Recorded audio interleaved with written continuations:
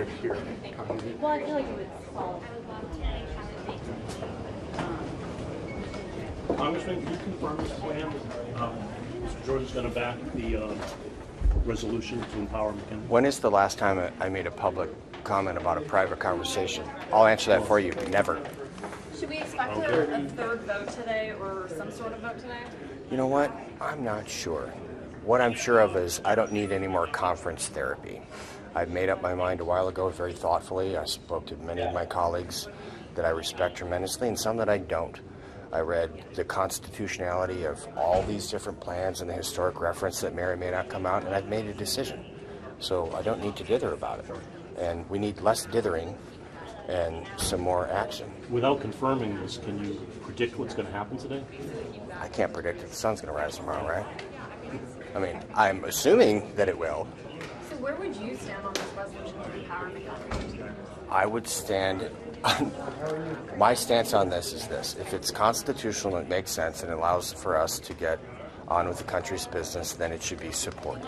Are you concerned it might not be constitutional? I didn't say that. Oh, actually, no, sorry. Let me be very clear. There is an exceptional amount of historical precedence that is set. I had my team put together a massive binder, and you guys know I do my homework. I read it all completely, and this is constitutional. It's been done several times in the past. There's different ways, and the difference between an appointment and an election.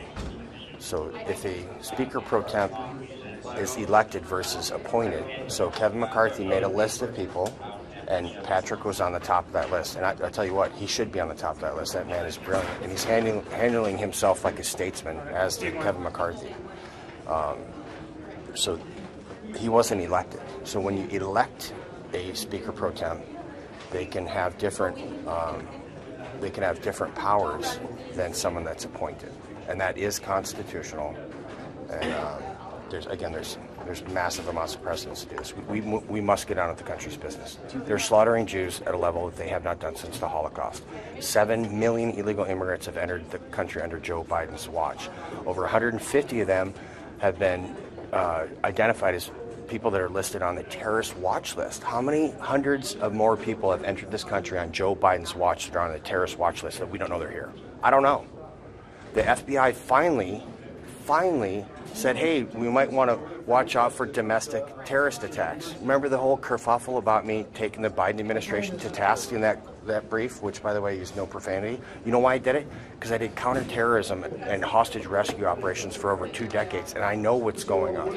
And don't show up here, send your B team from the Biden administration, give us a bubblegum brief.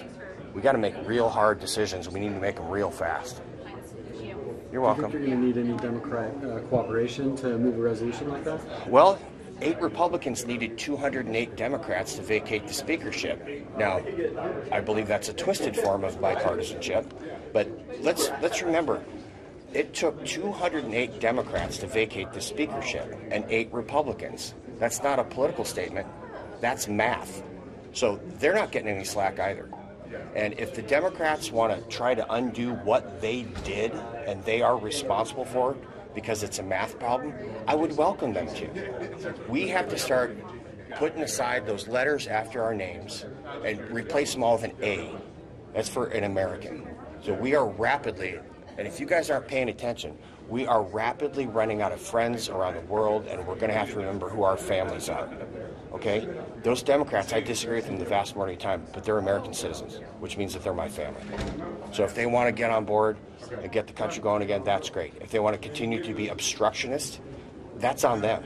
And I hope you guys are painting that picture. Without 208 Democrats voting to vacate the speakership of Kevin McCarthy would still be the Speaker of the House. Let's remember that. Congressman, is it fair to say the Freedom Caucus will have lost some or all of its power under interim Speaker McHenry? I don't know. Mm-hmm. I don't know. Do you think that's something I know that you guys have to do this because it's your job, but I don't think about stuff like that, man.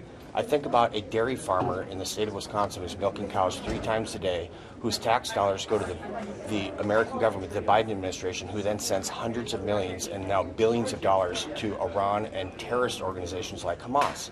That's what I think about. You cannot possibly square that circle.